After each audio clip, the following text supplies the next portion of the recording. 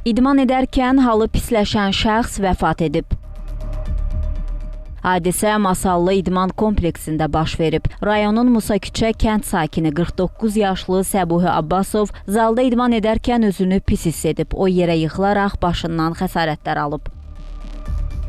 Səbuhi Abbasov ilkin yardım göstərildikdən sonra kompüter tomoqrafiya müayinəsindən keçilməsi üçün rayondakı özəl klinikalardan birinə çatdırılıb. Daxil olarkən xəstə kəskin komatoz vəziyyətdə olmuşdur və xəstədə KT müayinəsi müəyyən olunmuşdur. KT müayinəsinin nəticəsində xəstədə 3-cü, 4-cü mədəciklərə açılan beyin kötüyü qanaması aşkar olunmuşdur.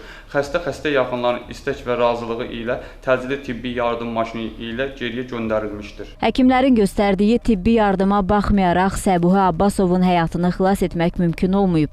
O aldığı xəsarətlərdən dünyasını dəyişib. 10 il bir yerdə oxumuşuq.